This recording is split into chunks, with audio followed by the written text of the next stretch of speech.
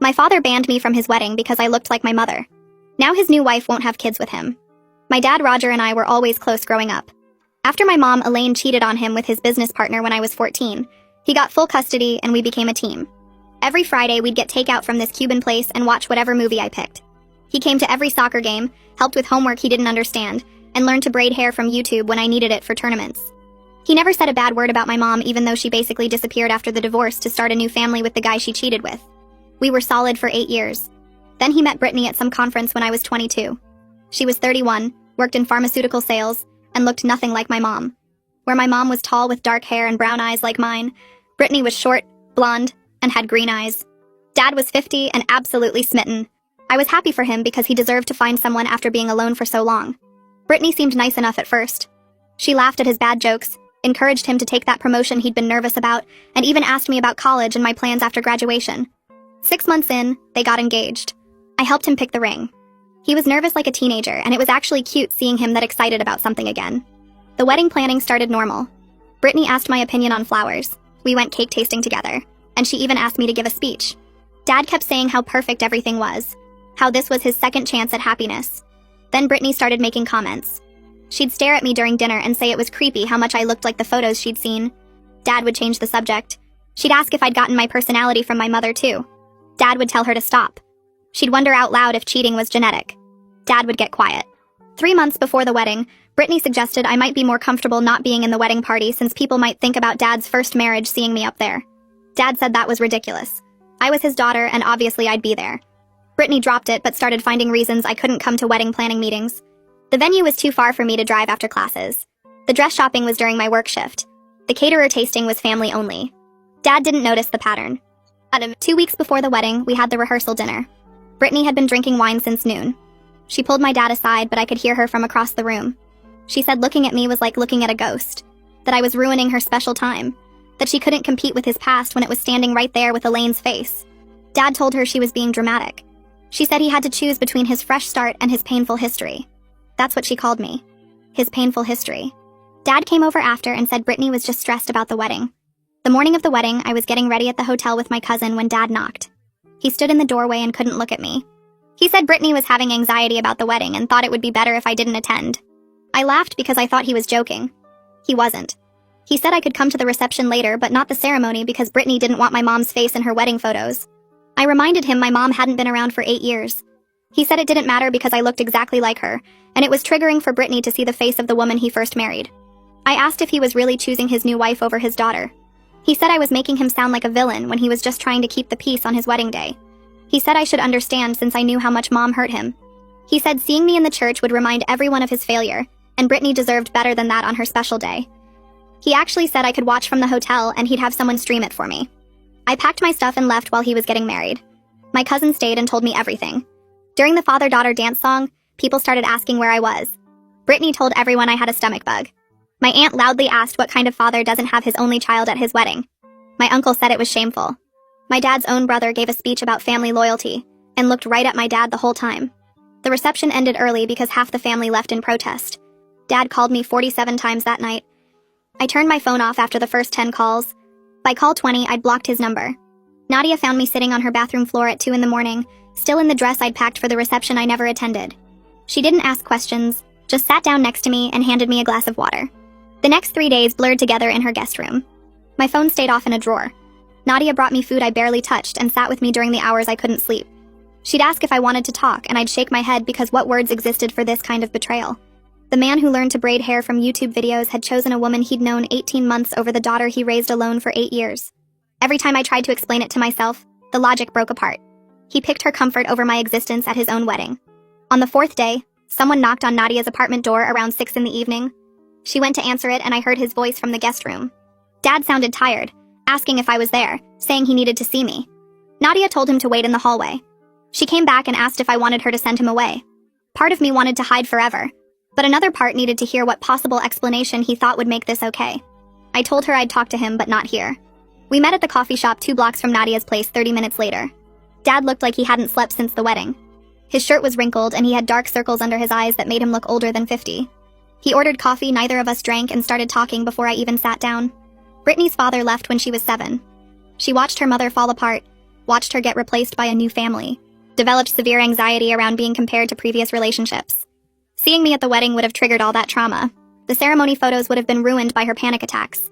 He went on for 20 minutes about Brittany's abandonment issues, her therapy history, her fear of being second choice. I listened without interrupting and noticed he never once mentioned me. When he finally stopped talking, I pointed out that I was his daughter and had been part of his life for 22 years. He got this defensive look on his face, the one he used to get when Mom's lawyer brought up things he didn't want to discuss during the divorce. He said I was being selfish, that I didn't understand how hard this was for Brittany, that marriage required compromise. Then he actually said I'd understand when I got married someday, like I was a child who couldn't grasp adult relationships instead of the person who lived through his divorce with him. I stood up while he was still talking, told him he chose someone he'd known less than 2 years over the daughter who stood by him when Mom left. He tried to grab my arm and I pulled away. Left him sitting there with 2 full coffee cups and walked outside where Nadia was already waiting in her car. She drove me back to her apartment and I finally cried. The kind of crying that makes your chest hurt and your throat raw. All those Friday nights with Cuban food, all those soccer games in the rain, all those YouTube tutorials for braiding hair. None of it mattered enough when Brittany decided I looked too much like his first marriage. That evening, Aunt Coraline called to check on me. She'd been trying to reach Dad since the wedding, but he wasn't answering her calls either. Apparently, he'd stopped talking to anyone who criticized his choice at the reception, which included most of his siblings and half the cousins. Uncle Nathan had tried to visit, and Brittany answered the door, said Dad wasn't taking visitors. Coraline sounded worried, but also angry in that way she got when family members acted stupid. She told me I had a place to stay with her if I needed it, that the whole family was on my side. 2 weeks went by with nothing from Dad. No calls, no texts, no attempts to explain himself further. I couldn't keep sleeping on Nadia's couch forever, so I started looking at apartments I could afford on my bookstore salary.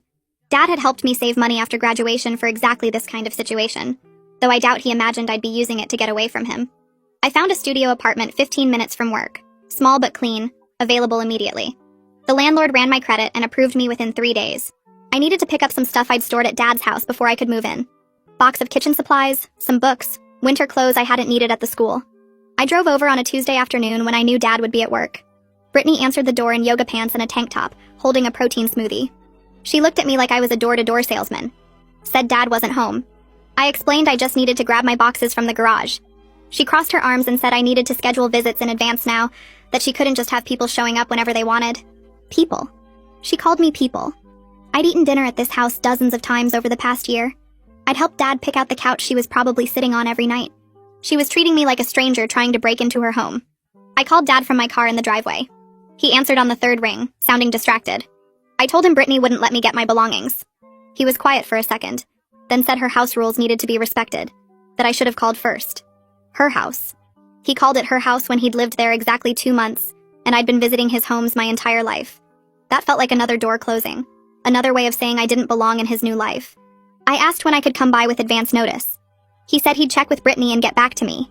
He actually said he'd check with her about when his daughter could retrieve her own possessions. Uncle Nathan called me that night after Coraline told him what happened. He said he'd come with me whenever Dad agreed to let me in, that Dad wouldn't pull any garbage with family witnesses present. 3 days later, Dad texted a date and time. Saturday morning at 9. Uncle Nathan picked me up at 8:45.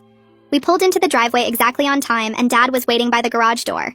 He tried to hug me and I stepped back. Nathan gave him a look that could freeze water. The garage was hot and smelled like motor oil. My boxes were stacked in the corner where I'd left them 6 months ago, covered in dust. Dad hovered near the door while Nathan and I loaded everything into the truck bed. He kept trying to make conversation, asking about my new apartment, my job at the bookstore, whether I was still thinking about graduate school. Talking like we were casual acquaintances catching up instead of father and daughter in the wreckage of our relationship. Like he hadn't just erased me from the most important day of his life. Nathan didn't say a word to him the entire time.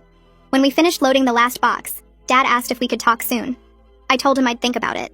Nathan started the truck and we left Dad standing in his driveway, still trying to pretend everything was normal. I moved into the studio on a Tuesday afternoon, carrying boxes up 3 flights of stairs because the building didn't have an elevator. The apartment was smaller than I'd expected, just 1 room with a bathroom and a tiny kitchen in the corner. But it was mine and Dad had no say over who could visit or when I could pick up my belongings.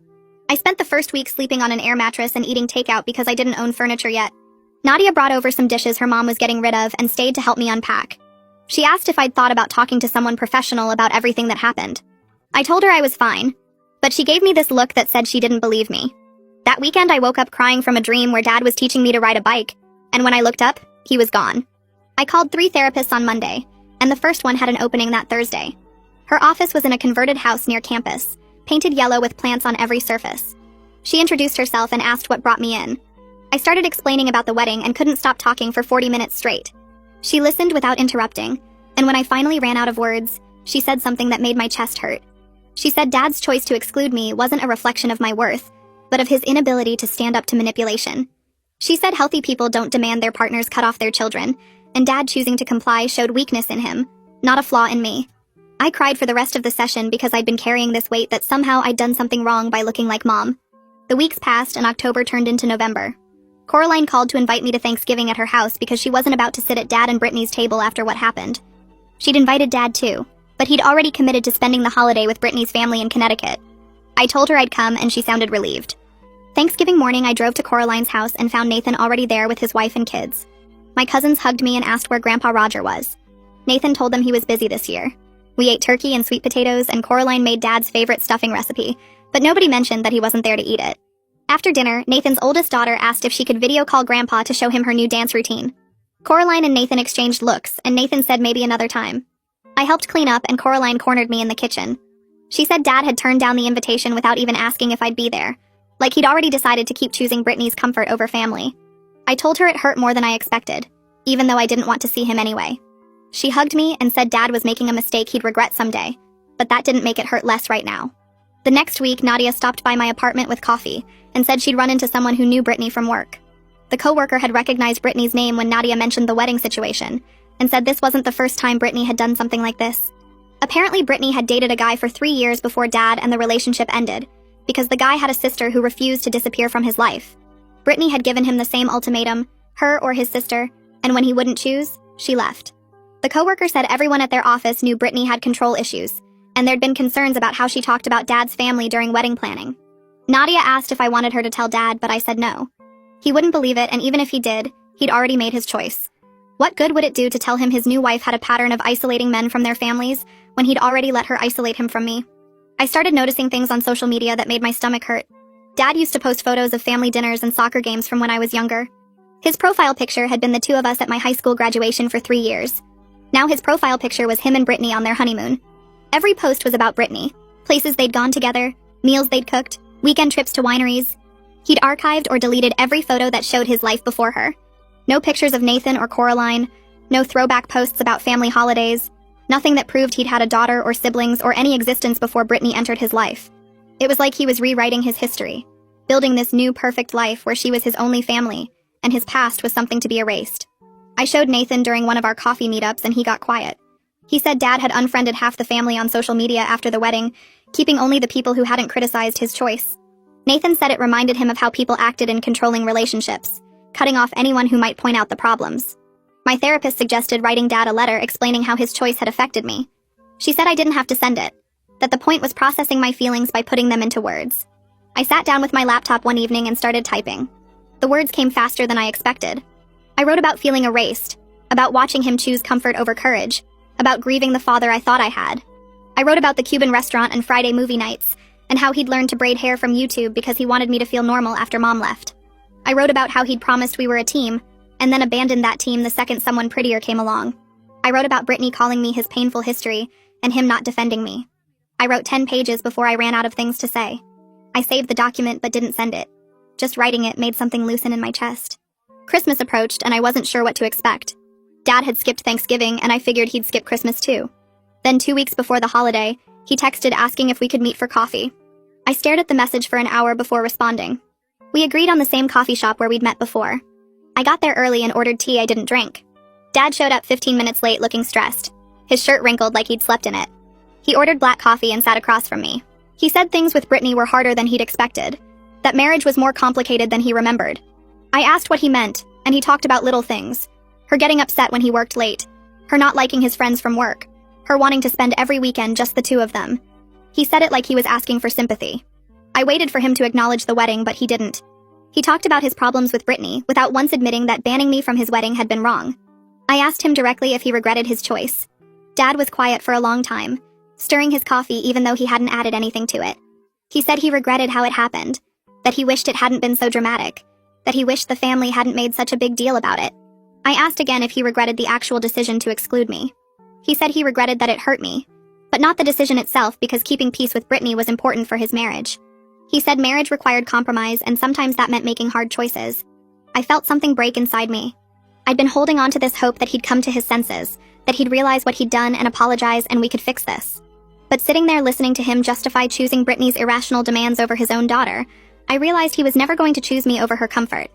He'd decided his new wife's feelings mattered more than his relationship with me, and no amount of waiting or hoping would change that. I told Dad I needed space to figure out what kind of relationship we could have when he'd made it clear I was secondary to Brittany's feelings. He got upset immediately, his voice rising enough that people at other tables looked over. He said I was being dramatic, that I was punishing him for finding happiness after Mom left, that I should be happy he found someone who made him feel young again. I stood up and told him I was happy he found someone. I just wished that someone didn't require him to erase his daughter to feel secure. He tried to grab my arm, but I pulled away. I left him sitting there with his cold coffee and walked back to my apartment. I didn't cry until I got inside. Nathan called me the day after Christmas. He said Dad had skipped the family gathering again. Third holiday in a row that he'd chosen Brittany's plans over family tradition. Nathan said the family was worried about how isolated Dad was becoming, that nobody could reach him when Brittany was around. He said Dad's phone went straight to voicemail most of the time, and when he did answer, he could only talk for a minute before saying Brittany needed him. Nathan asked if I'd heard from Dad since our coffee meeting, and I told him what happened. Nathan was quiet, and then said he was sorry, that he'd hoped Dad would come to his senses. But it seemed like Brittany had her hooks in deep. He said the family supported whatever I needed to do to protect myself, even if that meant cutting Dad off completely.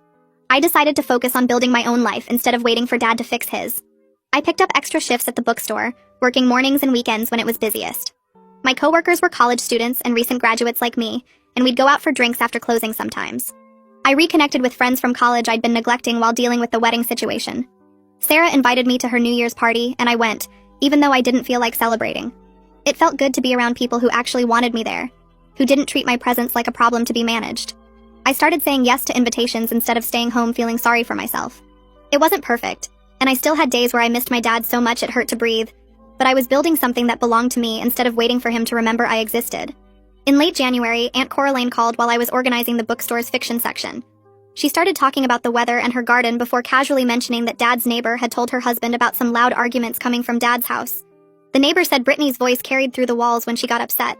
Coraline said the neighbor mentioned hearing something about babies and trying, though she couldn't make out full sentences. Dad apparently seemed hesitant whenever Brittany brought it up, which surprised Coraline since Dad always loved kids. I stood there holding a stack of mystery novels while processing this information. Part of me wanted to know everything about Dad's crumbling marriage, and part of me felt guilty for caring. Coraline asked if I'd heard from Dad recently, and I told her about our monthly coffee meetings, how he never mentioned Brittany or their plans. She said that was probably because things weren't going well, that Dad had always been private about relationship struggles. After we hung up, I couldn't stop thinking about why Dad would hesitate about having more kids. The next morning during my therapy appointment, I brought up Coraline's call. My therapist asked what feelings came up when I heard about Dad's marriage problems. I admitted feeling a weird mix of satisfaction and concern, like maybe Dad was finally experiencing consequences for his choices, but also worry because I still loved him despite everything. The therapist helped me understand that both reactions were normal, that I could want Dad to face the reality of his decision while still caring about his happiness. She said it wasn't wrong to hope his marriage struggled if that struggle came from natural consequences of choosing someone who demanded he exclude his family. I realized I'd been feeling guilty about not feeling worse for Dad, like I should be above wanting him to understand what he'd lost. My therapist reminded me that hoping someone learns from their mistakes wasn't the same as wishing them harm. We spent the rest of the session working through why Dad might hesitate about having kids with Brittany. I said Dad was amazing with children when I was growing up, patient and involved in ways my friends' fathers weren't. Then it hit me that maybe Dad was thinking about how Brittany had made him exclude his existing child from major moments. If she couldn't handle his daughter being at his wedding, how would she handle him splitting attention with a baby? My therapist nodded and said that was probably exactly what Dad was realizing, that Brittany's insecurity didn't just affect me, but would affect any future children too. I left therapy feeling less guilty about my complicated emotions. The bookstore was busy that afternoon with college students buying textbooks for the spring semester. I rang up purchases and recommended books while thinking about Dad sitting in his house with Brittany, probably arguing about starting a family he wasn't sure he wanted. One of my coworkers asked if I was okay because I kept zoning out between customers. I told her I was fine, just family stuff, and she said her parents were divorced too, so she got it. We talked during our break about complicated parent relationships, and it felt good to connect with someone who understood that loving a parent and being angry at them could exist at the same time. In February, I ran into Dad at the grocery store near my apartment. I was comparing prices on pasta sauce when I heard his voice in the next aisle. My stomach dropped and I considered leaving my cart and walking out. But then he turned the corner and saw me. His face did this weird thing where he looked happy for a second and then uncomfortable, like he'd forgotten he was supposed to feel awkward around me. He glanced toward the front of the store and mentioned that Brittany was waiting in the car, said it like an explanation or maybe an apology. I grabbed a jar of sauce without looking at the price and put it in my cart. Dad asked how I was doing and I said fine, keeping my answers short. He asked about my job at the bookstore and my apartment, surface-level questions that didn't require real answers. I told him work was good and the apartment was fine, matching his energy. He mentioned the weather and I agreed it had been cold. We stood there in the pasta aisle doing this awkward dance of people who used to know each other well and now didn't know what to say. When I mentioned I'd been going to therapy, Dad's face changed. He looked guilty but didn't ask why I needed therapy, didn't ask who I was processing or what I was working through. He already knew. We both knew. He said that was good, that therapy was helpful for a lot of people, speaking in generalities instead of acknowledging that his choices were probably a main topic of my sessions. The conversation lasted maybe 5 minutes but felt like an hour. Dad kept glancing toward the front of the store like he was worried about getting caught talking to me too long. I finally said I needed to finish shopping and he nodded too quickly, relieved to have an exit. He told me to take care and I said the same, both of us using phrases people say to acquaintances. I watched him walk toward the checkout with his basket of groceries. This man who used to be my best friend now acting like I was someone he vaguely knew from work. I finished my shopping in a daze and sat in my car for 10 minutes before driving home. That night my phone buzzed with a text from Dad. He apologized for being weird at the store, said seeing me unexpectedly had thrown him off. Then he added that Brittany got upset when he talked about me, that it was easier to keep conversations short to avoid problems at home. I stared at the message for a long time. He was explaining her feelings again, asking me to understand why he couldn't act like a normal father to his daughter in a grocery store. I didn't respond. I was tired of him explaining Brittany's emotions while completely ignoring mine. I was tired of being treated like a problem instead of a person. I deleted the text and went to bed. A week later, Nadia called with more family network gossip. She'd heard from Coraline, who'd heard from the neighbor, that Brittany and Dad had been trying to get pregnant for months with no success. Nadia said Brittany had been researching fertility treatments and talking about seeing specialists. Part of me felt bad for them because struggling with fertility was genuinely hard. But mostly I felt angry that Dad might only reach out to me if he needed support through this, that I might only matter to him again if his marriage with Brittany hit a rough patch. Nadia asked how I felt about potentially having a half-sibling, and I realized I hadn't even thought that far ahead. I'd been so focused on my broken relationship with Dad that I hadn't considered what it would mean if he had another kid, if he got a chance to be the father he used to be with someone who didn't look like Mom. In early March, Dad called instead of texting. His name on my phone screen felt strange because he usually stuck to messages. I almost didn't answer, but curiosity won. He sounded stressed, his voice tight in a way I recognized from when he used to deal with difficult clients at work. He asked if we could have dinner, said there were things he needed to tell me about what was happening in his marriage. I wanted to say no, wanted to protect myself from whatever emotional mess he was about to dump on me. But I also wanted to know what was making him sound this desperate. I agreed to meet at a restaurant near my apartment the next evening. Dad said thank you like I was doing him a huge favor, instead of just agreeing to have dinner with my own father. The next night, I got to the restaurant first and picked a table near the back. Dad arrived 10 minutes late looking like he hadn't slept well in weeks. His eyes had dark circles and his shirt was wrinkled, which wasn't like him. He used to iron everything. He sat down and ordered coffee even though it was almost 7 at night. The waitress left menus and Dad just started talking.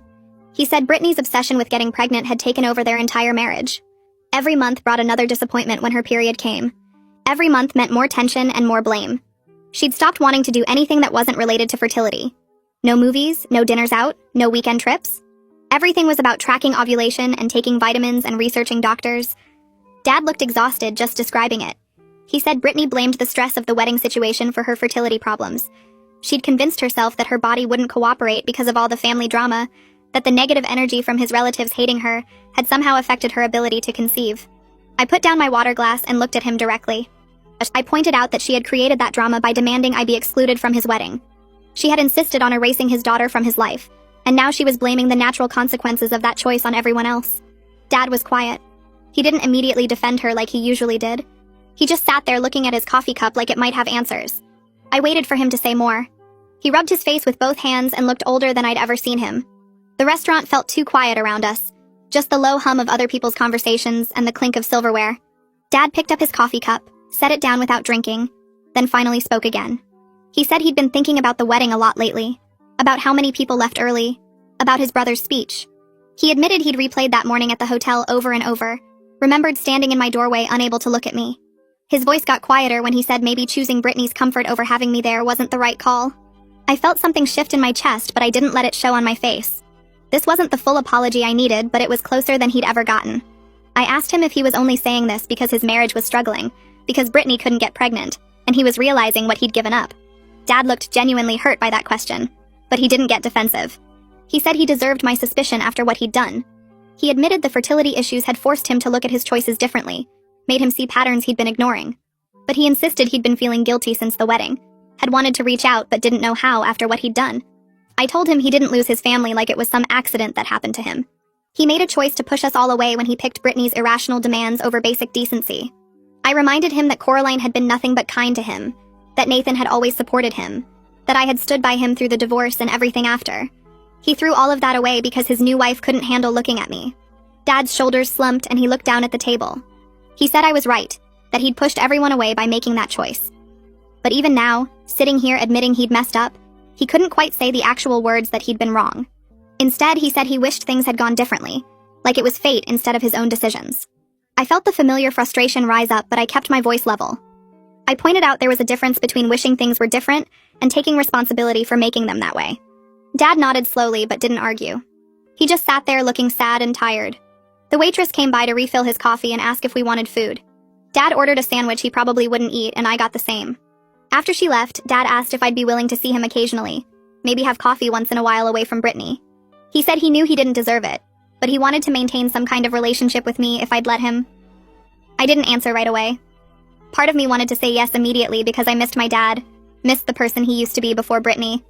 But another part of me knew that agreeing too easily would let him off the hook, would make it seem like what he'd done was forgivable just because he felt bad now. I told him I needed to think about it, that I wanted to talk to my therapist before making any decisions about what contact with him would look like. Dad looked disappointed but said he understood. He asked if I'd at least text him after I decided, and I said I would.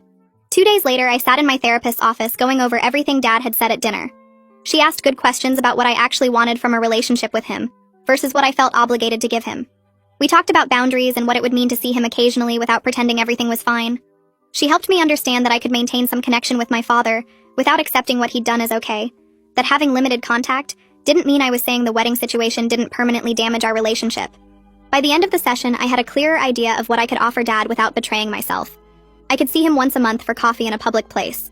I wouldn't attend any events where Brittany made me unwelcome, or where I'd be expected to act like everything was normal. I wouldn't pretend the wedding never happened, or that we were back to how things used to be. If he wanted access to my life, it would be on my terms with clear boundaries. I texted Dad 3 days after our dinner. I kept it simple and said I was willing to meet once a month for coffee, but I wouldn't pretend everything was fine between us. I told him I wouldn't participate in any family events where Brittany made me unwelcome, and that I needed him to respect these boundaries without pushing for more. I hit send and felt my stomach twist with anxiety waiting for his response. It came back in less than 5 minutes. Dad said yes to everything, said he was grateful I was giving him this chance, said he'd take whatever relationship I was willing to have. The relief in his text was obvious even through the screen. Part of me felt good about setting clear terms. Another part felt sad that this was what our relationship had become, scheduled monthly meetings with rules and boundaries instead of the easy closeness we used to have. Our first coffee meeting happened in late March at a place near my apartment. I got there early and picked a table by the window where I could see Dad coming. He showed up exactly on time wearing a jacket I recognized from years ago.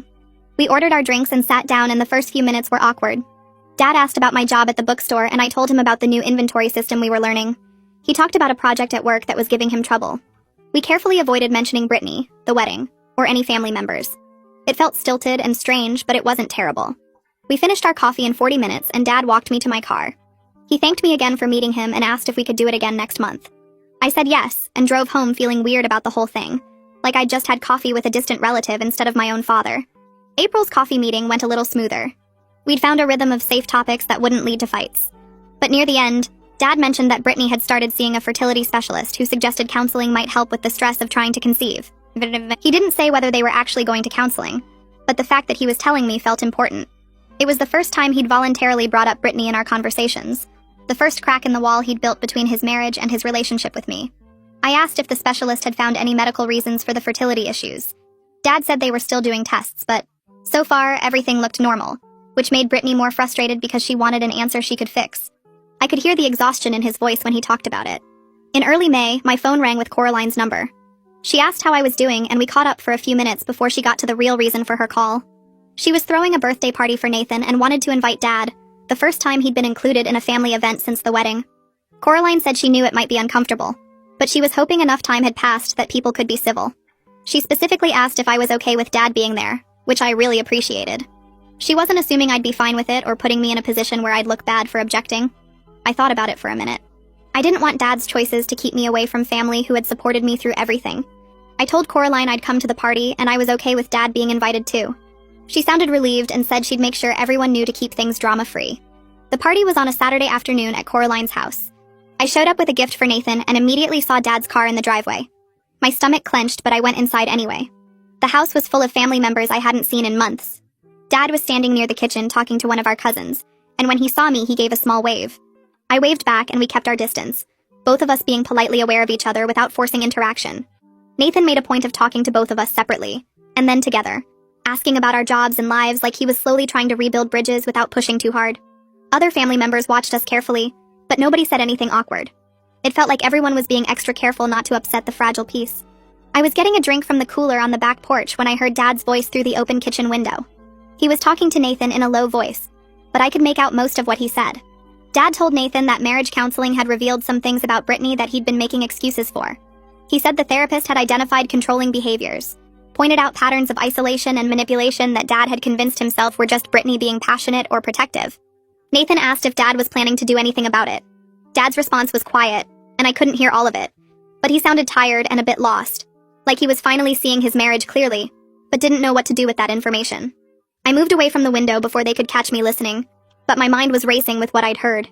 I stayed at the party for another hour after overhearing Dad's conversation with Nathan, making small talk with cousins and helping clean up. Dad left before me, giving me a quick wave from across the yard that felt loaded with things neither of us knew how to say. The drive back to my apartment gave me too much time to think about what I'd heard. Marriage counseling had revealed Brittany's controlling behaviors. The therapist had identified patterns of isolation and manipulation. Dad was finally seeing his marriage clearly, but seemed stuck, like he didn't know what to do with the information. I wanted to feel satisfied that he was recognizing the problem, but mostly I felt tired. Recognizing something and actually changing it were two completely different things. 3 weeks later in early May, my phone rang while I was shelving books at work. Dad's name on the screen made my stomach tighten because he usually texted first to see if I was available. I stepped into the back room and answered.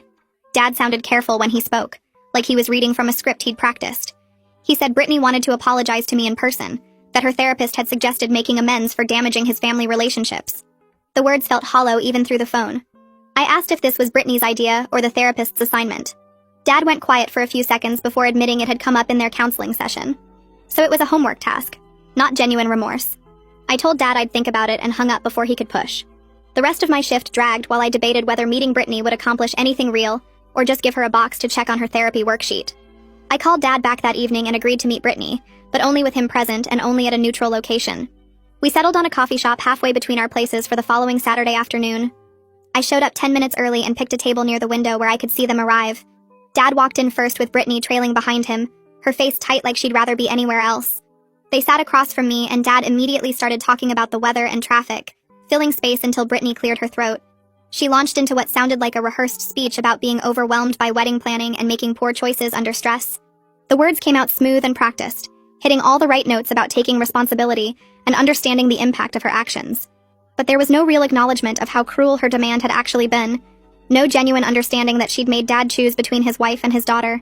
She finished her apology and looked at Dad like she'd completed her task, waiting for approval. I let the silence stretch for a moment before speaking. I pointed out that she hadn't just made a poor choice under stress, but had actively excluded me from my own father's wedding, that she'd called me his painful history, and demanded I stay away from the ceremony. Brittany's face shifted from rehearsed remorse to defensive anger in seconds. She said I was being unfair, that she'd apologized and I was refusing to accept it. Dad jumped in trying to smooth things over, saying we were all doing our best and this was a good first step. I watched him fall back into his old pattern of protecting Brittany's feelings over addressing the actual problem. This apology wasn't about Brittany acknowledging what she'd done to our family. It was about her checking a box, so she could tell her therapist she'd tried. The whole meeting felt like performance rather than actual accountability. I told them both that I appreciated the attempt, but needed to see actual changed behavior before I could consider rebuilding any relationship with Brittany. Real change meant Dad being able to attend family events without her controlling his access, meant her treating me like a person instead of a ghost of his past, meant actual acknowledgement of how her demands had damaged our relationship. Dad looked disappointed but didn't immediately argue, which was at least different from his previous pattern of jumping to defend Brittany no matter what. Brittany stood up and said she'd done what her therapist asked and couldn't force me to forgive her. She left the coffee shop without looking back. Dad stayed for a few more minutes, apologizing for how the meeting had gone, but still not quite understanding why a rehearsed apology wasn't enough. I left feeling like nothing had actually changed, except now Brittany could tell her therapist she'd tried to make amends. My next therapy session focused on processing the failed apology attempt. My therapist helped me see that Dad's growing awareness of Brittany's issues didn't erase what he'd done, but it might mean he was capable of making better choices going forward. The key word was might. Awareness didn't automatically lead to change, especially when someone was still stuck in the same patterns. I was learning to hold space for both Dad's failures and his potential growth, to not dismiss the small signs of progress while also not accepting them as enough. The therapist said this was healthy boundary setting, recognizing that Dad was responsible for his choices while I was responsible for protecting myself. It felt like walking a tightrope between giving up on our relationship completely and letting him hurt me again by expecting too much too fast. In mid-June, Uncle Nathan called to catch up and mentioned he'd noticed Dad coming to more family events alone lately. Nathan said Brittany claimed social anxiety kept her from attending gatherings, but he suspected Dad was protecting his family time from her control. It was a small shift, but felt meaningful after months of Dad choosing to isolate himself. Nathan said Dad seemed more relaxed at these events, more like his old self when Brittany wasn't around to monitor his interactions. I asked if Dad talked about me at these gatherings. Nathan said my name came up occasionally, that Dad would mention something about my job or apartment, but seemed uncomfortable going deeper, like he was testing the waters of whether the family would accept him talking about me. The family was being cautiously welcoming, not pretending the wedding situation hadn't happened, but giving Dad space to slowly rebuild bridges. Dad texted me in late June asking if I wanted to get coffee, just the two of us. I agreed, and we met at a place near my apartment on a Saturday morning. He asked about my life in more depth than usual, actually listening to my answers instead of waiting for his turn to talk about his own problems. When I mentioned considering graduate school for library science, Dad's face lit up and he started asking questions about programs and specializations. He offered to help research schools like he used to when I was applying to colleges, pulling out his phone to make notes about deadlines and requirements. For 20 minutes, we talked about my future plans and it felt almost normal, like having my actual dad back instead of Brittany's husband. He didn't mention his marriage or Brittany at all, and I didn't ask. We just existed in this bubble where we were still a team figuring things out together. Dad told a story about a difficult client at work who kept changing project requirements, doing an impression of the guy's voice that made me laugh out loud. For a few minutes, it felt completely normal between us, like the past year hadn't happened and we were just catching up over coffee like we used to. Then his phone buzzed and I saw Brittany's name on the screen. Dad's whole posture changed, shoulders tensing as he read whatever message she'd sent. He typed a quick response and put the phone away, but the easy atmosphere was gone. We finished our coffee making awkward small talk and Dad promised to send me the graduate school information he'd found. Walking back to my apartment, I felt this weird mix of hope and sadness. Glimpses of my real dad still existed under everything Brittany had done to isolate him, but those glimpses felt fragile and temporary. 3 weeks later in mid-July, Dad called on a Tuesday evening. He sounded exhausted when I answered, his voice flat in a way that made me immediately worried something serious had happened. He said the fertility treatments weren't working, and Brittany was devastated by another negative test. I could hear genuine sadness for her in his voice, but also this bone-deep exhaustion that went beyond sympathy. He admitted he wasn't sure he even wanted another child at 50, that he'd been going along with the treatments because Brittany wanted them so badly, but his heart wasn't really in it. This was the most honest Dad had been with me about his marriage in months. I asked him directly if he'd told Brittany about his hesitation. Dad went quiet for a long moment before admitting he hadn't, because she was so focused on getting pregnant that he didn't want to add to her disappointment. I pointed out that this was another example of him avoiding difficult conversations to keep peace, exactly like he'd done with the wedding situation. He was so afraid of conflict with Brittany that he couldn't be honest about something as major as whether he wanted more children. Dad went quiet after I said that, staring at his coffee cup like it might have answers written on the bottom. He set it down carefully and rubbed his face with both hands, looking older than I'd seen him in years. When he finally spoke, his voice was rough and tired. He said I was right, that he'd been so scared of fighting with Brittany that he'd just made everything worse instead of better. He admitted he kept choosing her comfort over being honest because conflict felt impossible, like one wrong word would blow up his whole marriage. This was the closest he'd ever come to actually seeing his pattern, to understanding that avoiding hard conversations had cost him almost everyone who mattered. I didn't say anything, just let him sit with that truth while the coffee shop buzzed around us with normal people having normal conversations about normal problems. 3 weeks passed before Dad texted again, asking if we could meet for coffee in early August. I said yes, and showed up at the same place on a Saturday morning. Dad looked rough when he walked in, like he hadn't been sleeping well. He ordered his usual black coffee and sat across from me, fidgeting with the cup sleeve. After the standard questions about my job and apartment, he mentioned his birthday had been the week before. I'd sent a text but hadn't called because I wasn't sure if Brittany would answer his phone. Dad said he'd spent it with just Brittany at home because she didn't want a family party. His voice went flat when he said it, like he was reporting facts instead of talking about something that clearly hurt. I asked if the family had done anything, and he nodded slowly. Aunt Coraline had organized a big gathering at her house with everyone there, all his siblings and their kids and even some cousins who drove in from out of state. Dad hadn't been invited because Brittany said family events gave her anxiety, and he couldn't come without her. He stared at his coffee and admitted he was tired of being cut off from everyone, tired of missing birthdays and holidays and regular Sunday dinners. The sadness in his voice was different from before, less defensive and more just exhausted with how small his world had gotten. I told Dad something I'd been thinking about for months. I said he was allowed to want both things, a marriage and a family, that one shouldn't have to cancel out the other. Healthy relationships don't make you choose between your partner and everyone else who matters. Don't require cutting off your whole support system to keep peace. Dad listened without interrupting, which was new. I said Brittany asking him to isolate himself wasn't love. It was control, and he deserved better than walking on eggshells in his own life. When I finished, Dad nodded like he understood what I meant. But then he didn't say anything about changing things or standing up to Brittany or making different choices. He just sat there looking sad and stuck, trapped in this pattern he could finally see but didn't know how to break. We finished our coffee talking about safer topics, and when we left I felt this weird mix of hope that he was waking up, and frustration that waking up wasn't the same as doing anything about it. September came and I was settling into a routine at work, picking up extra weekend shifts to save money for graduate school applications. On a Tuesday afternoon, someone knocked on my apartment door. I wasn't expecting anyone, and looked through the peephole to see Dad standing there looking shaken and pale. I opened the door, and he just stood in the hallway for a second before asking if he could come in. He walked to my couch and sat down heavily, elbows on his knees and head in his hands. When he finally looked up, his eyes were red like he'd been crying or trying not to cry. He said he and Brittany had a huge fight the night before, the biggest one they'd ever had. He'd finally told her the truth, that he wasn't sure about having kids, that at 50, he didn't know if he wanted to start over with a baby. Brittany had completely lost it, screaming at him about wasting her time and her fertile years. The fight went on for hours with her saying he'd lied to her about wanting a family, that she never would have married him if she'd known he was going to back out of their deal. Dad leaned back against my couch and closed his eyes. He told me Brittany had threatened to leave him if he didn't commit right now to doing whatever it takes to have a baby. She wanted him to agree to more fertility treatments, more doctor appointments, more money spent on procedures that might not even work.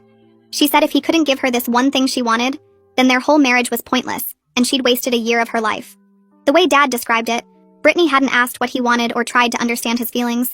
She'd just made it clear that her vision of their life together was the only one that mattered, and he either got on board or got out. Dad opened his eyes and looked at me with this broken expression. He said he was starting to realize that Brittany's idea of compromise was him doing whatever she wanted, that his actual feelings about anything didn't seem to count for much in their marriage. I sat down next to Dad and asked him a question nobody had asked in a long time.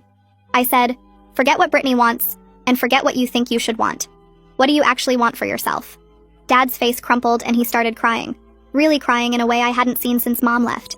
He said he wanted his daughter back, wanted his family back, wanted to stop feeling like he was walking on broken glass every day in his own marriage. He said he missed Sunday dinners at Aunt Coraline's house and his brother's bad jokes and just being around people who actually liked him instead of tolerated him. He missed having a life that was bigger than just him and Brittany in their house with all her rules about who he could see and when. Dad wiped his eyes and said he didn't even recognize himself anymore, that he'd become this small, anxious version of who he used to be, and he hated it. Watching him break down like that hurt, but also felt necessary, like something that needed to happen before anything could get better.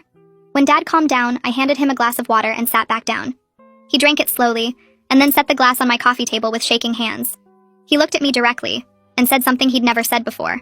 He apologized for banning me from his wedding, clearly and without excuses. He said choosing Brittany's crazy demand over me was the biggest mistake of his life. Dad's voice cracked when he said he'd been so desperate to make his second marriage work, so scared of failing again, that he'd sacrificed the relationship that actually mattered most. He said he was deeply sorry for treating me like I didn't matter, for picking someone he barely knew over the daughter who'd been there through everything. It was the first real apology I'd gotten from him since that awful morning at the hotel, and hearing it felt like something heavy lifting off my chest, even though I knew one apology couldn't fix everything that had broken between us.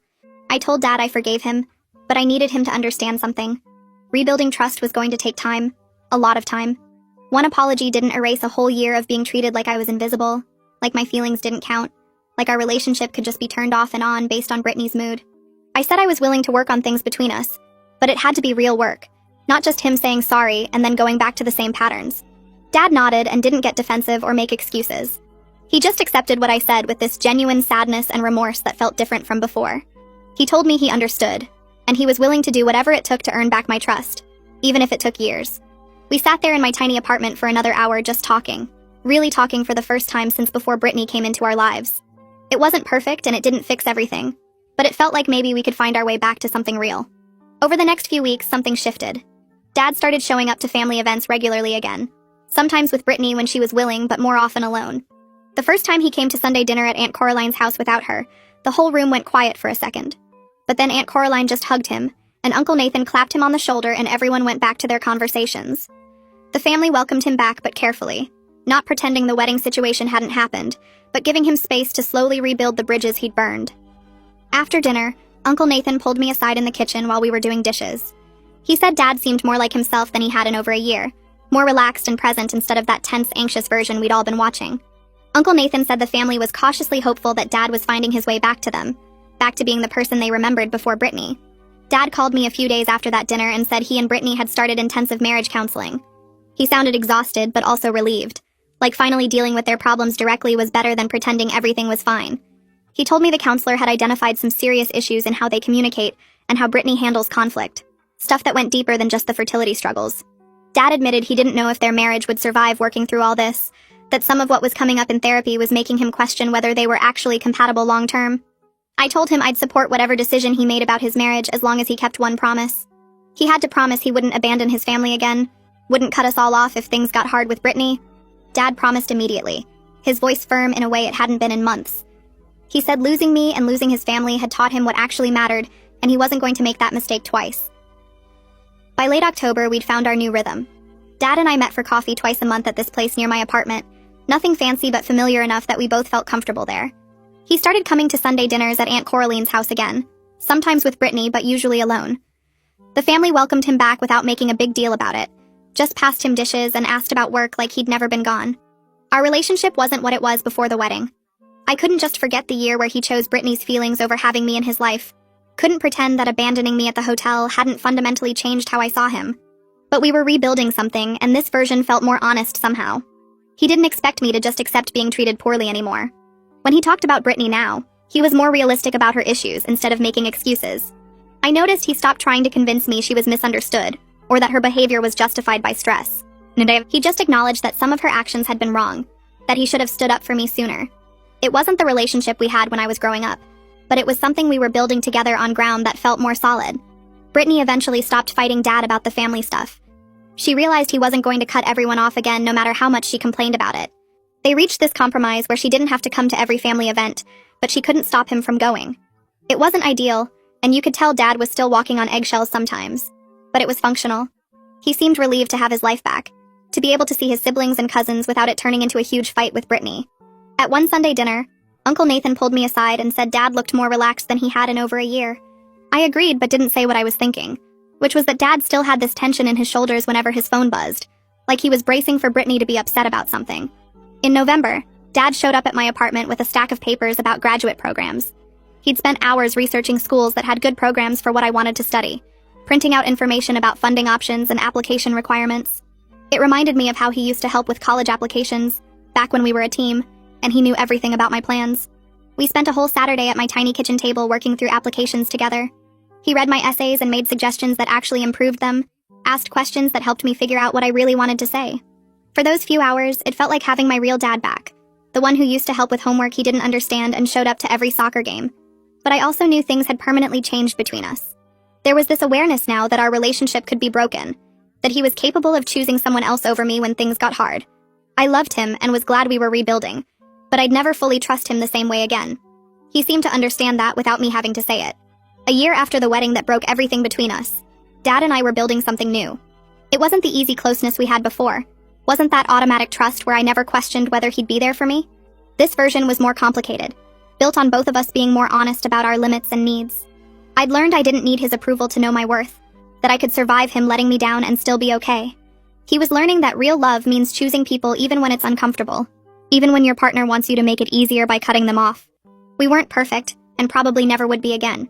But we were finally moving forward together instead of him moving away, while I stood still waiting for him to remember I mattered.